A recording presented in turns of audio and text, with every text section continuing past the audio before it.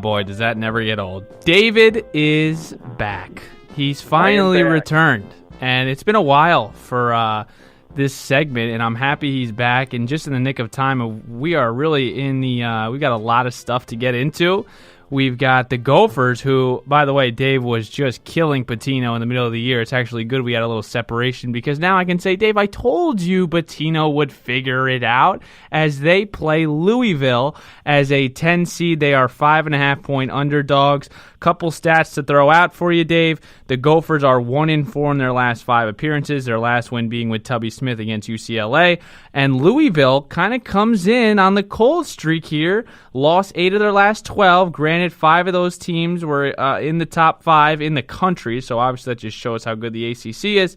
And the number 7 seeds have won 61.8% of meetings with 10 seeds. Let's begin here, Dave. What are your thoughts here on Pitino's turnaround in March? Well, you call it a turnaround. I call it luck. Oh, here we go. Well, okay, first of all, they have to go to overtime to beat Penn State. Yep. Obviously, you probably got excited about that. Oh, of course I did. Well, wait, let's back up. We haven't talked in a while. How about that blowout against Maryland?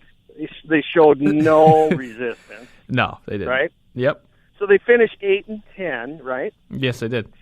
Are they one of the first schools ever to get in the NCAA tournament without at least finishing 500 in their conference? No. There's definitely teams that have gotten in. I remember a couple of teams. Probably not a lot, though. I know. Probably not a lot. But right. You got to cut them some slack. They beat Purdue. I think that's kind of... Look, the only thing I have a problem with Pitino is, like, when they have that type of win, he almost gives us a pass. Like, he's like, oh, we're already in. He likes saying that. He said that a couple of times, like, dude, still play. Like, I didn't like the way they played that Maryland game, but that Penn State game was bigger than people, like, really thought. That was a quad 1 win, and if you lose that game, man, I don't know if they get in. It's getting close there, and Penn State record-wise isn't good, but they obviously were one of the hottest teams in the Big Ten towards the end of the season. I don't know if they necessarily get in here, but let's preview the Louisville game. Do you feel good about this with Rick? And give us some stuff here, Dave. What are your thoughts on this game? I'm not going to reverse my role. First of all, where's your guy Isaiah Washington? My guy. I literally told you, Dave. I said I can't stand the kid. Okay, all right. Maybe I was someone else. Yes. Another show I was on. I don't know. Yes, I told you. When Isaiah Washington plays, they do not win. What happens the last couple games here, he doesn't play, and they've won, 4 out of 5, 4 out of 6? Okay. All right. I just wanted to get that in. He's going to transfer. I don't see him beating Louisville. I just think, they must obviously match up well against Purdue because they beat them twice this year, and almost beat them at Purdue. Should have beat them 3 times. Yeah. Right. I mean, but then and I know it was their third game in 3 nights, but then they put up the big 49 against Michigan. You know what? I don't see it. I think Louisville's a better team. I know, and they've been I can't reverse it. I'm just not a fan of Pitino and his ways, and I got Louisville by 5.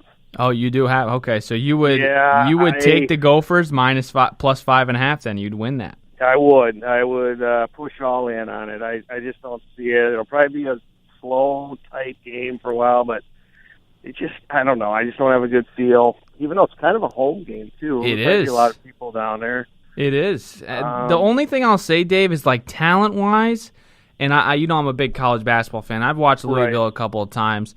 The Gophers have more talent. This is going to be a game where you're going to be the superior. Yeah, they do. I believe that. I think they do have a more talent. I think Amir Coffey's going to be the best player on that floor. Jordan Murphy probably being the second. The only thing that Louisville does a lot better than us is play defense, and they're more of a cohesive group. They know their roles. They've got a pretty good backcourt. But the Gophers have more talent in this game. Does that translate to winning? Of course not. But I do believe that this is going to be a close game, like you said. I don't know. It's going to be tight, man. I'm not going to sit here and totally say the Gophers are going to win because Louisville plays in the best conference in college basketball, but you never know. The only thing that kind of stinks about this is that even if they do win, Dave, like they're not going to win on Saturday. Like they're not going to beat Michigan State. No, I agree with that, and I don't know. I suppose there's so many Big Ten teams in there, they had to line us up real early against a team. I don't know. Yeah. From the Big Ten, but yeah, exactly. What are they going to do? I mean, they're not going to beat Michigan State, and I mean, I'd love to see them get a win and be shut up by you on this, but I just don't see it. I don't know. I just don't get a good vibe when I watch them. And you don't like Pitino. You're not growing. You just can't. Well, I'm just not. You know what? Here's the deal. I mean, I think it's more his dad than anything. Okay. And I mean, much of these players, I'm assuming, are his dad's recruits? What, on the Gophers? I know on Louisville. Yeah, there's a couple of them. Yeah, a couple of them. Okay. Well, did you read where Rick is going to be in Greece? He's conveniently out of town and won't be at the game, which is kind of shocking. Yeah, that is surprising. Why? I mean, I was thinking, come on, get in there, get your scarf on, your Minnesota scarf and your pom-poms, and sit down and cheer for your son. But now he's conveniently out of the country. Now, why would he be out of the country on his kid's biggest game of the year? Come on, where's the support? I don't get it. Now, if Richard wins this game, Dave, does he get a pass for next year if he doesn't make the tournament? He's got a pass already getting into the tournament. Really? Oh, yes, man. Absolutely, yes. Oh, yes, brother. He's got the pass. All right. You got it. All right, let's segue here to the Vikings, and they've just had a tremendous free agency. Oh, man, they're signing so many guys. They're really trying to repair that offensive line. I'm totally being sarcastic. They've done nothing. And honestly, Dave, I'm kind of concerned, to be honest. I know it's early. I know it's the first week of free agency, and it could be premature. Let's start with Anthony Barr. When Anthony signed with the Jets, my dad called me and he said, thank God, I didn't want him. You know, he's too inconsistent. 1 week you love him, 1 week you hate him, and he just got completely exposed against the Rams and Todd Gurley. And then he says he walked down the aisle with the wrong woman, and he re-signed with the Vikings. Dave, please go in on this guy. It's a good thing we didn't do this show last week. I was pretty upset by the signing. It doesn't make any sense that with a team, especially with their hands are so strapped right now, and everyone on God's green earth knows they need offensive linemen. I don't understand it. And obviously, Mr. Zimmer had to have them. I'm with you. And your dad. I don't see him. He's just not. Do we really need a linebacker? No. Maybe average at best. No. Is not our main problem. I don't understand it. This has got to be all on Zimmer, and I think it's going to bite him because I don't get it. Do you? No, and I think it's a lot of money. It's a lot of money too, Dave. Like, I know. In 5 years, was it 5 years? Something like that. I'll look it up in a sec. But I don't know. What's he done for us? I mean, yeah, he hurt Rodgers, and thank you, but. Other than that, he's barely had. I saw stats on him. I posted on my Twitter last week, and they're for real. I mean, he's got like 5 sacks in his career. He's got very little hits on the quarterback. I don't know. We must be seeing something. Zimmer must see something behind the scenes that we don't see on TV. But maybe I don't get it. I don't get it when there's got so many other issues on that offensive line, and now they've lost 3 guys? It's Nick Easton, Tom Compton, who they could take, and I think it's one more, but I'm forgetting. But Anthony Barr, he did sign a 5-year, $67 million contract. I don't know, Dave. I almost get the vibe, and tell me if I'm wrong here. It's like Zimmer is so selfish when it comes to his defense, and he he has his guys, and he'll play conservative at home. You notice that he's the most conservative defensive coordinator, and he doesn't give up the big plays, but they'll just go 10, 15 plays to score, and that'll take like 10 minutes off the clock. Vikings lose 17-13, and then he can blame the offense for not, putting up points. I don't know. I guess I kind of feel like Zimmer is being somewhat selfish towards his defense on a team that really struggled offensively and in protecting the quarterback. Like, there needs to be one goal here, and that's getting Kirk Cousins protection. I don't feel like he's doing that right now. Like I said, it could be premature, but losing Nick Easton, losing Tom Compton, losing Mike Remmers, that's the other one. Remmers was decent, Remmers had a good year 2 years ago. What's next? Well, and that was a pretty big signing they had 2 years ago on Remmers, and obviously somebody screwed up there. And you always hear that you got to have cohesive units on the offensive linemen, and obviously they're going to have 5 new starters next year. Yeah, and easily. I would assume at least 2 of them are going to be coming from the drafts, or 3 maybe, probably 3. I don't even know who's left on the bench. Do you? No. I mean, is there anyone?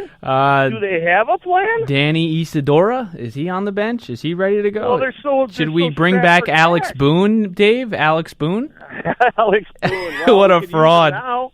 What a fraud he was. Well, look how they failed with their signings with the offensive line, and I'm assuming their plan has got to be, look, we're going to draft 4 or 5 guys, and they're all going to start, because I don't see where else are the guys going to come from? Are they going to be able to sign a guy who gets dumped that's a free agent that another team, cuts like we did with Sendejo or Remmers? I don't get, what are they doing? And then I don't see, that's his biggest problem in my opinion, is I think he's so, I got to have my way. You're right, right? I'm right on that. And remember something really, really important right now. This team finished 8-7-1 last year. That is embarrassing. It should have been 8-8. They got lucky to get the tie in Green Bay. They got that bizarre roughing the passer call, right? Yep. Remember that? Of course. So they technically should have. I mean, they could have lost that game. I don't know. But the thing is, the record was embarrassing. And with the amount of money you invested into your quarterback, yes, the record was embarrassing. Yes. And his defense, is it that stellar? I don't see it. I don't see it either, Dave. I'll be honest with you. I think we're starting to pick up on Mike. I'll be honest with you, because even this year they were very underwhelming. Like, I would be like, wow, this is our mojo, this is our identity defense. Like, really? It didn't seem like it. Like I said, Dave, he's the most conservative coach, because he doesn't want big plays. He'll let the Bears, in your most important game, drive down for 12 plays and waste 9 minutes of the third quarter and say, oh, well, we only gave up 14 points. Why didn't the offense, blah, blah, blah, blah, blah. Yeah. That's my biggest problem, to be honest with you.